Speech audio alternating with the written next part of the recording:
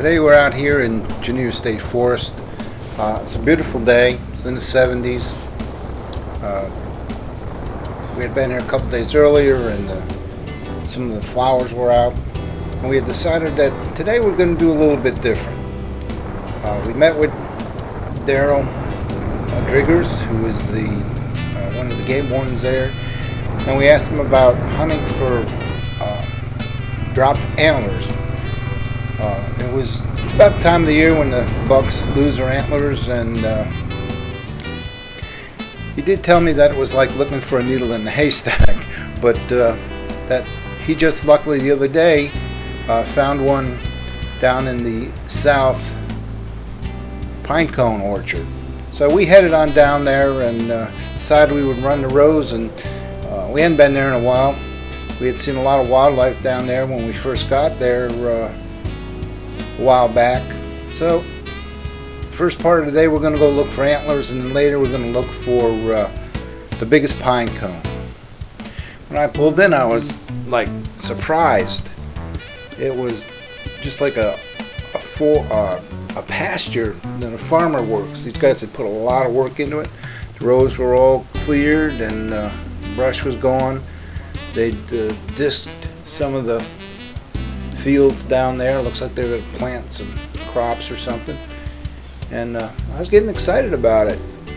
You know, this looks like a perfect place for deer and other wildlife to just hang out. And I was hoping that maybe I could, catch a glimpse of some of them. Turkey season's coming up. They should be back out. I saw a flock of turkeys out here the last time I was in this orchard. Got some great pictures. So we had already seen a deer and on the way in, so we had a lot of high hopes for this.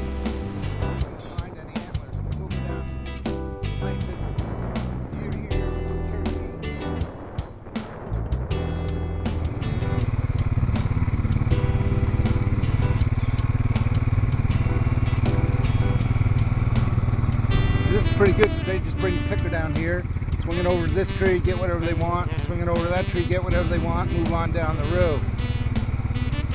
Wasn't like this before.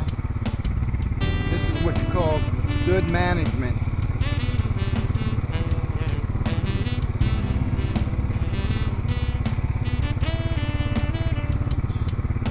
Well, you'd think it'd be laying under a tree where it must irritate them enough to where they have to rub it and to break it off or something. I don't know. I don't know that much about deer antlers. But I'd love to find one. That would be a first for me.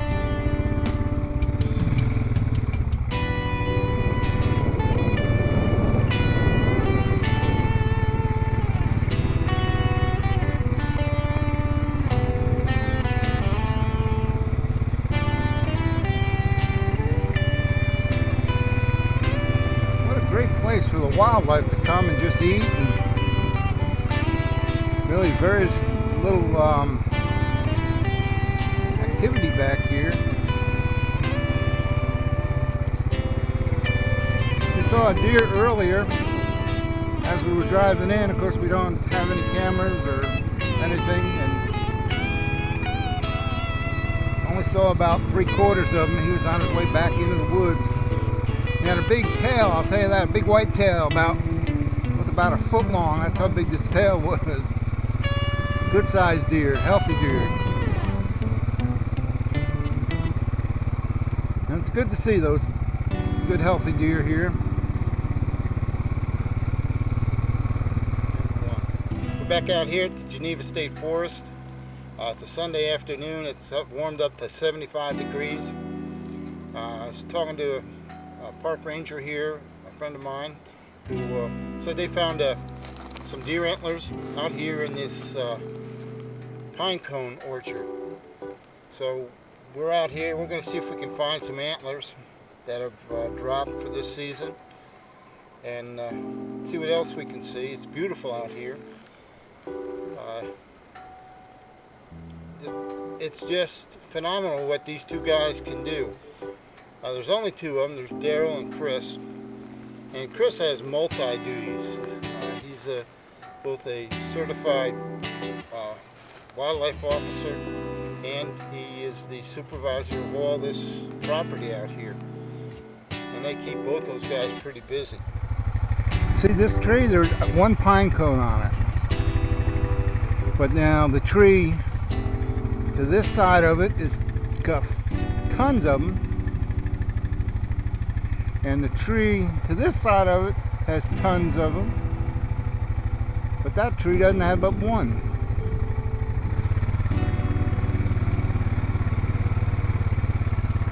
There's tons of them on that one.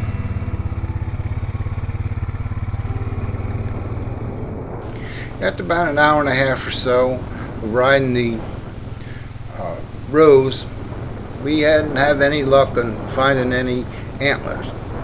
So we decided that we would start heading back and head to the north end of the park and look for the biggest pine cone. So we started heading north and see what we could find.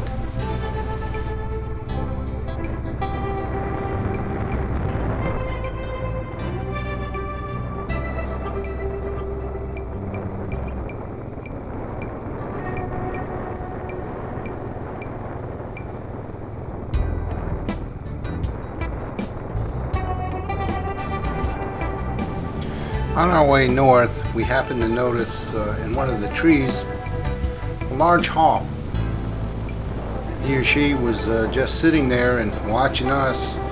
And we got a couple of quick pictures, but as soon as she heard the click, she was gone.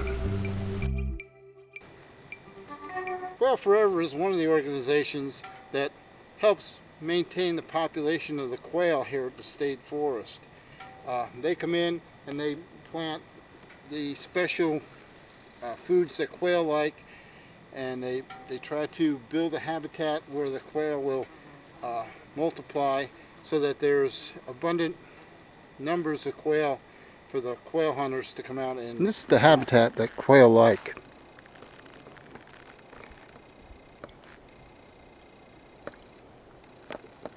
Quail have their nests on the ground, and they raise their babies, and they try to hide in this tall grass.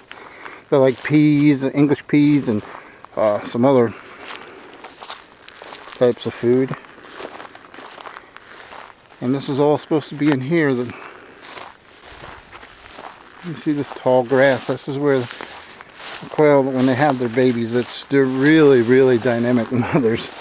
I love quail moms. Most of the time, quails, when they don't have a baby, when they don't have babies, they'll just fly away when you get close. But when they have babies, they won't leave the babies. They'll actually draw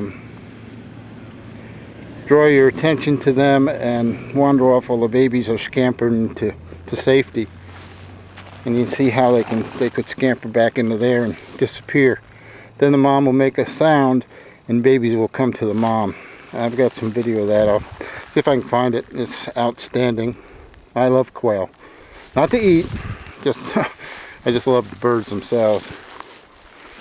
They're my favorite bird. They would really love that tree line right there where those trees come out. Well, we finally made it to the north end, and we started our search for the largest pine cone. Last year I found one that was almost, I think it measured out to 16 inches long.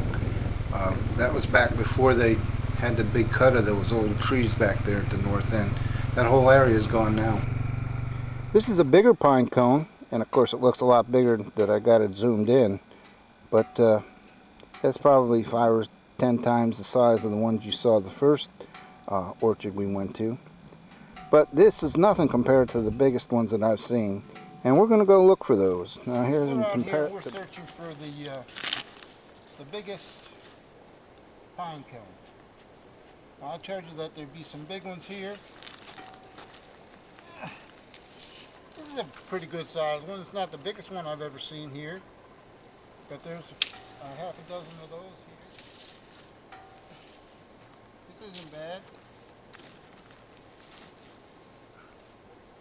This one's bigger.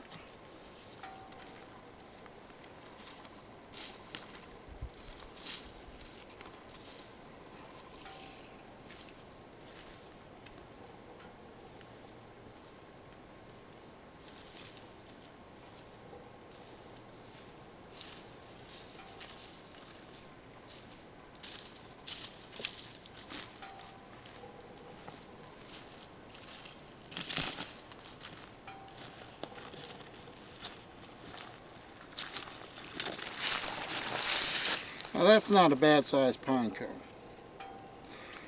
That's not the biggest one I've ever seen here or found here, but it's a good size. 8-10 inches maybe. This is the new bridge that Chris and Daryl and the guys built. This road had been closed for well over a year because this bridge had washed out. During the floods that we had here and the heavy rains a year or two ago, there was a lot of things on this property out here that were completely destroyed. The roads were washed out, bridges, crossings, whatever. And they did a great job here, but there's still a little problem. We've got a wash problem right here, and I don't know if it's gonna get worse or what.